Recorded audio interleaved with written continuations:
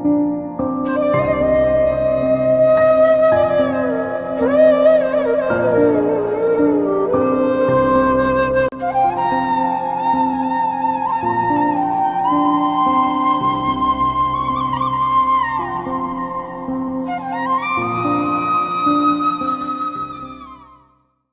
13वीं पौड़ी 22वीं।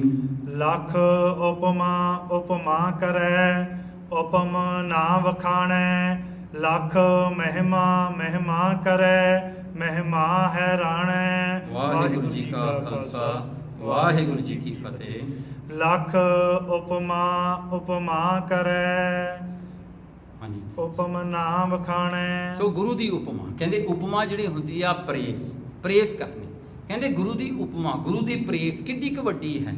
ਪਹਿਲੀ ਗੱਲ ਹੈ ਕਹਿੰਦੇ ਹੁਣ ਜਿਹੜੀ ਪ੍ਰੇਸ ਆਪਾਂ ਕਰੀਏ ਨਾ, why do we need to do praise, why do you need to praise god. ਪਰਮਾਤਮਾ ਨੂੰ ਕਿਉਂ ਤੁਸੀਂ ਉਸਤਤ ਕਰਨੀ ਹੈ, ਕਿਉਂ ਪਰਮਾਤਮਾ ਨੂੰ ਤੁਸੀਂ ਵੱਡਾ ਬਣਾਉਣਾ ਹੈ, ਕਿਉਂ ਪਰਮਾਤਮਾ ਨੂੰ ਹਰ ਇੱਕ ਗੁਣ ਦਾ ਮਾਲਕ ਬਣਾਉਣਾ ਹੈ, ਕਿਉਂ ਤੁਸੀਂ ਪਰਮਾਤਮਾ ਨੂੰ ਆਪਣਾ ਈਸ਼ਵਰ ਮੰਨਣਾ ਹੈ, ਆਪਣਾ ਮਾਲਕ ਬਣਨਾ ਹੈ, ਉਹਨੂੰ ਆਪਣਾ ਮਾਸਟਰ ਜਾਣਨਾ ਹੈ, ਕਿਉਂ? ਸੋ ਉਹਦਾ ਆਨਸਰ ਦਿੰਦੇ ਹਨ ਲੱਖ ਉਪਮਾ ਉਪਮਾ ਕਰੇ। ਦੇਖੋ ਕਹਿੰਦੇ ਪਰਮਾਤਮਾ ਦੀ ਉਪਮਾ ਜਿਹੜੀ ਆ ਨਾ ਲੱਖਾਂ ਹੀ ਹੈ। ਲੱਖਾਂ ਦਾ ਮਤਲਬ ਹੈ ਹੰਡਰਡਸ ਆਫ ਥਾਊਜ਼ੈਂਡਸ ਜਿਹੜੇ ਆਪਣੇ ਗ੍ਰੰਥ ਲਿਖੇ ਪਏ ਨੇ। ਕਿੰਨੇ ਗ੍ਰੰਥਾਂ ਦੇ ਵਿੱਚ, ਕਿੰਨੀਆਂ ਬੋਲੀਆਂ ਦੇ ਵਿੱਚ, ਕਿੰਨੀ ਲੈਂਗੁਏਜ ਦੇ ਵਿੱਚ, ਕਿੰਨੇ ਵਰਡਸ ਦੇ ਵਿੱਚ ਪਰਮਾਤਮਾ ਦੀ ਉਸਤਤ ਕੀਤੀ ਗਈ ਆ। ਕਹਿੰਦੇ ਕਿੰਨੇ ਹੀ ਹਨ। ਦੂਜਾ ਉਪਮਾ ਕਰੇ, ਉਪਮਾ ਕਰਨ ਵਾਲੇ ਦੇਖੋ ਕਿੰਨੇ ਹੋਏ ਹਨ। From the beginning of the world until today people are still praising him. ਹੁਣ ਤੱਕ ਵੀ ਉਹਦੀ ਪ੍ਰੇਸ ਹੋ ਰਹੀ ਹੈ। ਲੱਖਾਂ ਨੇ ਕੀਤੀ, ਲੱਖਾਂ ਕਰ ਚੁੱਕੇ, ਲੱਖਾਂ ਕਰ ਰਹੇ ਹਨ। ਉਪਮ ਨਾ ਵਖਾਣੈ। ਪਰ ਫਿਰ ਵੀ ਪਰਮਾਤਮਾ ਦੀ ਉਪਮਾ ਪ੍ਰੇਸ ਕੰਪਲੀਟ ਨਹੀਂ ਹੁੰਦੀ। ਕੋਈ ਫੁੱਲ ਕੰਪਲੀਟਲੀ ਉਹਨੂੰ ਉਪਮਾ ਉਹਦੀ ਕਹਿ ਨਹੀਂ ਸਕਦਾ। ਹਜੇ ਤੱਕ ਵੀ ਨਹੀਂ ਕਹਿ ਸਕਦੇ। ਇੰਨੇ ਹੋ ਚੁੱਕੇ ਨੇ, ਇੰਨੇ ਬਿਲੀਅਨ ਜਾਂ ਟ੍ਰਿਲੀਅਨ ਈਅਰਸ ਹੋ ਗਏ, ਪਰ ਫਿਰ ਵੀ ਨਹੀਂ ਹੁੰਦਾ। ਹਜੇ ਵੀ ਕਹਿਣਾ ਪੈਂਦਾ, ਹਜੇ ਵੀ ਨਵੇਂ ਤੋਂ ਨਵੇਂ ਗੁਣ ਪ੍ਰਗਟ ਹੁੰਦੇ ਨੇ। ਸੋ ਨਾ ਜਿਹੜਾ ਭਾਈ ਗੁਰਦਾਸ ਜੀ ਆਪਾਂ ਨੂੰ ਇਸ ਗੱਲ ਦੇ ਵਿੱਚ ਨਾ ਇੱਕ ਬਹੁਤ ਵੱਡਾ ਵਿਸ਼ਨ ਦੇ ਰਹੇ ਨੇ। ਹੁਣ ਕਹਿੰਦੇ ਦੇਖੋ ਪਰਮਾਤਮਾ ਹੈ ਨਾ, ਆਪਣੇ ਵਾਸਤੇ ਪਰਮਾਤਮਾ ਦੀ ਉਪਮਾ ਕੀ ਹੈ?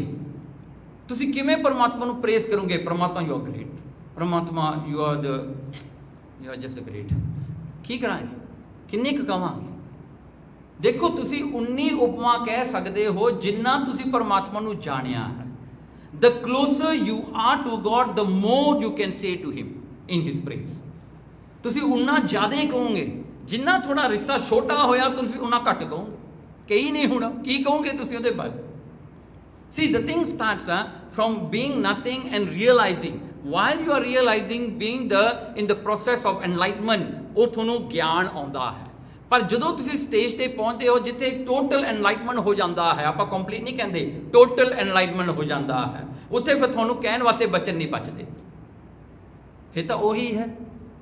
ਸੋ ਇੱਥੇ ਕਹਿੰਦੇ ਨੇ ਦੇਖੋ ਹੁਣ ਦੋ ਸਿਚੁਏਸ਼ਨ ਆ, ਇੱਕ ਤਾਂ ਬਿਗਨਿੰਗ ਹੈ, ਇੱਕ ਤੁਸੀਂ ਉੱਥੇ ਪਹੁੰਚ ਗਏ ਹੋ ਗਿਆਨ ਅਵਸਥਾ ਦੇ ਵਿੱਚ, ਤੁਸੀਂ ਐਨਲਾਈਟਮੈਂਟ ਵਿੱਚ ਪਹੁੰਚ ਗਏ ਹੋ।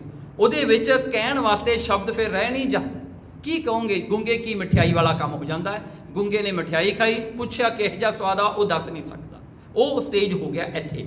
ਪਰ ਬਿਗਨਿੰਗ ਦੇ ਵਿੱਚ ਆਉਂਦਾ ਹੈ, ਕਹਿੰਦੇ ਫੇਰ ਉਪਮ ਨਾ ਅਬਖਾਨੈ, ਜਿੰਨੀ ਤੂੰ ਉਪਮਾ ਕਰੀ ਜਾਓ ਕਰੀ ਜਾਓ ਕਰੀ ਜਾਓ, ਉਹ ਮੁੱਕਦੀ ਨਹੀਂ ਕਹੀ ਜਾਂਦੀ।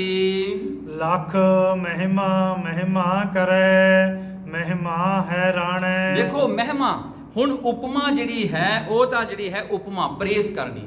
ਮਹਿਮਾ ਉਹਨਾਂ ਦੇ ਗੁਣਾਂ ਨੂੰ ਲੈ ਕੇ, ਉਹਦੇ ਪਾਰਟੀਕੂਲਰ ਵਰਚੂਸ ਨੂੰ ਲੈ ਕੇ ਉਸ ਨੂੰ ਡਿਸਕ੍ਰਾਈਬ ਕਰਨਾ, ਉਹਨੂੰ ਮਹਿਮਾ ਕਹਿ ਦਈਏ। ਕਹਿੰਦੇ ਉਸ ਦੀ ਜਿਹੜੀ ਲੱਖਾਂ ਹੀ ਐਸੀ ਮਹਿਮਾ ਹੈ।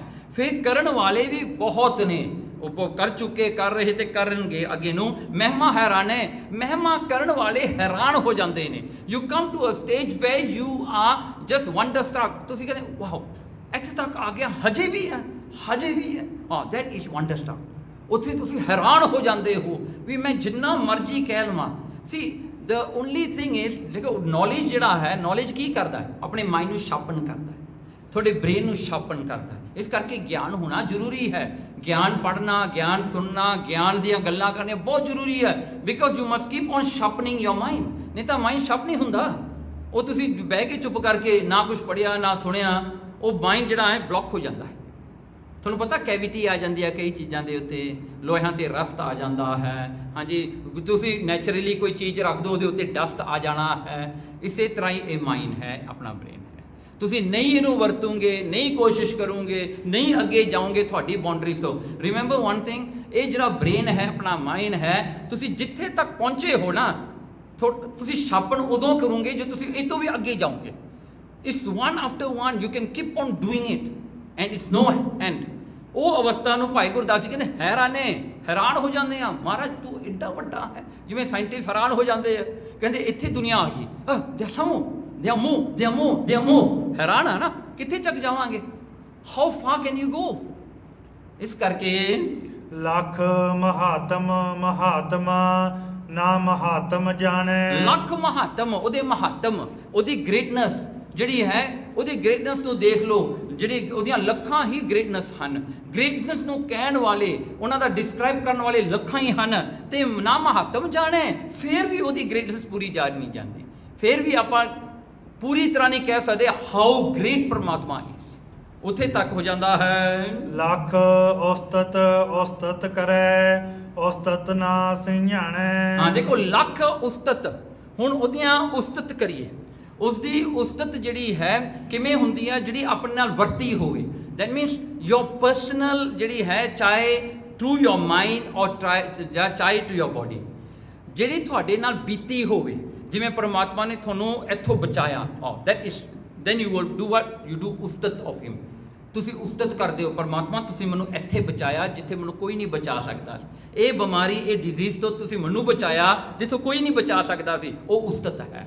ਔਰ you read the stories of ਭਗਤਾਂ ਦੀਆਂ ਤੁਸੀਂ ਸਾਖੀਆਂ ਜੀਵਨ ਪੜ੍ਹੋ।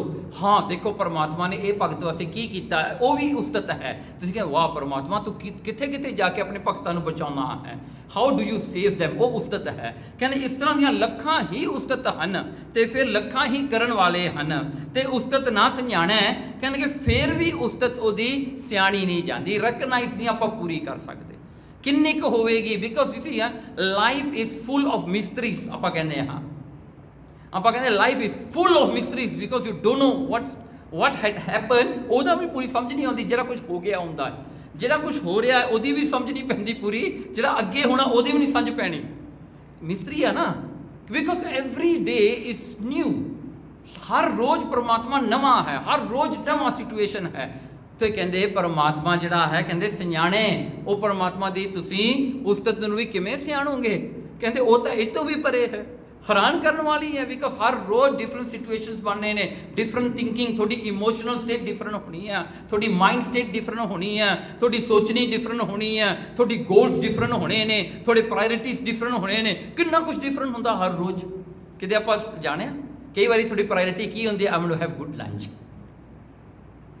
ਉਨੀ ਕੁ ਪ੍ਰਾਇੋਰਿਟੀ ਹੁੰਦੀ ਹੈ ਕਈ ਵਾਰੀ, I want have a good dinner.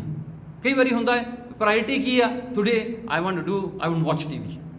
ਹਾਂ ਇਹ ਪ੍ਰਾਇੋਰਿਟੀ ਆ ਤੁਹਾਡੀ, ਹੈ ਨਾ। ਕਈ ਵਾਰੀ ਕੁਛ ਹੁੰਦੀ ਆ, ਕਿਤੇ ਕੁਛ। ਪਰ ਦੇਖੋ ਪ੍ਰਾਇੋਰਿਟੀਜ਼ ਚੇਂਜ ਹੁੰਦੀਆਂ ਹੈ ਨਾ। You cannot maintain the same priority every day, because ਆਪਣਾ ਮਾਈਂਡ ਬਹੁਤ ਫਲਿੱਕਰ ਕਰਦਾ। ਇਹ ਫਲਿੱਕਰ ਮਾਈਂਡ ਨੂੰ ਕੋਪ ਕਰਨ ਵਾਸਤੇ ਪਰਮਾਤਮਾ ਹਰ ਰੋਜ਼ ਤੁਹਾਡੇ ਨਾਲ ਹੈ। ਹਰ ਰੋਜ਼ ਉਹ ਤੁਹਾਨੂੰ ਨਵਾਂ ਸਿਚੁਏਸ਼ਨ 'ਚ ਲੈ ਕੇ ਜਾਂਦਾ ਹੈ, ਹਰ ਰੋਜ਼ ਤੁਹਾਡੀ ਮਦਦ ਕਰਦਾ ਹੈ to cope with the changes, ਹਰ ਰੋਜ਼। ਇਸ ਕਰਕੇ ਪਰਮਾਤਮਾ ਦੀ ਉਸਤਤ ਨੂੰ ਸਿਆਣਨਾ ਵੀ ਔਖਾ ਹੀ ਹੈ। ਆਦ ਪੁਰਖ ਆਦੇਸ ਹੈ, ਮੈਂ ਮਾਨ ਨਿਮਾਣੈ। ਆਦ ਪੁਰਖ ਕਹਿੰਦਾ ਉਹ ਆਦ, ਜੋ ਪਰਮਾਤਮਾ ਆਦ ਹੈ, ਜੋ ਸਾਰਿਆਂ ਤੋਂ ਹੀ ਪਹਿਲਾਂ ਹੈ, ਦ ਬਿਗਨਿੰਗ ਆਫ ਦ ਬਿਗਨਿੰਗ। ਹਾਂਜੀ, ਸੋ ਆਪਾਂ ਇਹ ਕਹਿ ਲਈਏ ਵੀ ਆਦ ਜਿਹੜਾ ਸਭ ਤੋਂ ਪਹਿਲਾਂ ਹੈ, ਜਿਹਦਾ ਆਦ ਹੈ ਨਹੀਂ। ਕਹਿੰਦੇ ਉਹ ਪੁਰਖ, ਉਹ ਪਰਮਾਤਮਾ ਨੂੰ ਨਮਸਕਾਰ ਹੈ। ਉਹ ਐਸੇ ਪਰਮਾਤਮਾ ਨੂੰ ਸਾਡੀ ਨਮਸਕਾਰ ਹੈ। ਮੈਂ ਮਾਣ ਨਿਮਾਣੇ, ਮੈਨੂੰ ਨਿਮਾਣੇ ਨੂੰ ਮਾਣ ਦੇਣ ਵਾਲਾ, ਮੈਨੂੰ ਨਿਮਾਣੇ ਨੂੰ I don't deserve to be praised, but yet he creates my praise among the people। ਉਹ ਫਿਰ ਵੀ ਮੇਰੀ ਪ੍ਰੇਜ਼ ਕਰਾਉਂਦਾ ਹੈ। I know I don't deserve it, ਪਰ ਪਰਮਾਤਮਾ ਆਪੇ ਤੁਹਾਨੂੰ ਉਹ ਸਿਚੁਏਸ਼ਨ 'ਚ ਪਾ ਕੇ ਔਰ ਤੁਹਾਡੇ ਉਹ ਕੰਮ ਕਰਾ ਕੇ ਤੇ ਵਡਿਆਈ ਵੀ ਤੁਹਾਨੂੰ ਦਿੰਦਾ ਹੈ। See, this is God। God never want to take the praise, he gives everything to you while he is doing everything। ਦੇਖੋ ਹੁਣ ਆਪਾਂ ਕਹਿੰਦੇ ਆ ਨਾ ਭਗਤ ਕਬੀਰ ਵਾਸਤੇ ਪਰਮਾਤਮਾ ਨੇ ਇਹ ਕੀਤਾ, ਉਹ ਕੀਤਾ, ਉਹ ਕੀਤਾ। Now for us in one look, Bhagat Kabir ji is great, right? ਹੁਣ ਤੁਸੀਂ ਭਗਤ ਕਬੀਰ ਜੀ ਨੂੰ ਇੱਥੇ ਲੈ ਕੇ ਆਓ, ਭਗਤ ਕਬੀਰ ਜੀ ਨੂੰ ਪੁੱਛੋ you are so great, ਪਤਾ ਕੀ ਕਹੂਗਾ ਤੁਹਾਨੂੰ? No, I am nothing, I didn't do anything. See why Paramatma become obvious in their life? Because they don't exist. The day you stop to exist, Paramatma will exist for you. The day your man comes to existence, then nobody sees God within you. The day you hide yourself, ਤੁਸੀਂ ਆਪਣੇ ਆਪ ਨੂੰ ਕੱਢ ਲਓ ਸਾਰੀ situation ਚੋਂ, ਪਰਮਾਤਮਾ ਪ੍ਰਗਟ ਹੋ ਜਾਂਦਾ। Why do we say Kabir? We say Waheguru. Why? Kabir becomes the Waheguru ਸਰੂਪ, ਉਹ ਪਰਮਾਤਮਾ ਦਾ ਸਰੂਪ ਬਣ ਗਿਆ, ਉਹਨੂੰ ਦੇਖਦਾ ਰੱਬ ਚੇਤੇ ਆਉਂਦਾ। Because the day he stop being anything, people start seeing god within him. ਇਹ ਗੱਲ ਆ। But to come to that state ਹੈ, ਇੱਕ ਐਸੀ ਜਿਹੜੀ ਹਨ ਬ੍ਰਹਮ ਗਿਆਨ ਦੀਆਂ ਗੱਲਾਂ ਨੇ, ਉਹ ਬ੍ਰਹਮ ਗਿਆਨ ਕੈਸੀ ਸੋਚਣੀਆਂ ਉਹਨਾਂ ਦੀ। ਟੁਡੇਸ ਕਥਾ will be in on Suraj Prakash video ਹੁੰਦਾ ਹੈ। ਇੱਕ ਬ੍ਰਹਮ ਗਿਆਨੀ ਕੈਸਾ ਹੁੰਦਾ ਹੈ, ਵਾਟ ਡਜ਼ ਹੀ ਥਿੰਕ, ਉਹ ਸੂਰਜ ਪ੍ਰਕਾਸ਼ ਦੀ ਕਥਾ ਆਪਾਂ ਉਹਦੇ 'ਚ ਵਿਚਾਰਾਂਗੇ। ਉਹਦੇ ਵਿੱਚ ਜਿਹੜਾ ਹੈ ਉਹ ਅਵਸਥਾ ਨੂੰ ਆਪਾਂ ਨੂੰ ਇੱਕ ਗਲਿੰਪਸ ਦਿੰਦੇ, ਉਹ ਅਵਸਥਾ ਕੈਸੀ ਹੈ। ਇਹ ਅਵਸਥਾ ਐਸੀ ਹੈ ਜਿਹਨੂੰ ਇੱਥੇ ਕਹਿੰਦੇ ਮੈਂ ਨਿਮਾਣ, ਮੈਂ ਨਿਮਾਣਾ ਹੋਇਆ ਹੁੰਦਾ ਵੀ ਪਰਮਾਤਮਾ ਮੈਨੂੰ ਮਾਣ ਦਿੰਦਾ ਹੈ। ਲੱਖ ਉਸਤਤ ਉਸਤਤ ਕਰੈ, ਉਸਤਤ ਨਾ ਸਿਆਣੈ। ਆਦ ਪੁਰਖ ਆਦੇਸ ਹੈ, ਮੈਂ ਮਾਣ ਨਿਮਾਣੈ। ਵਾਹਿਗੁਰੂ ਜੀ ਕਾ ਖਾਲਸਾ, ਵਾਹਿਗੁਰੂ ਜੀ ਕੀ ਫਤਿਹ।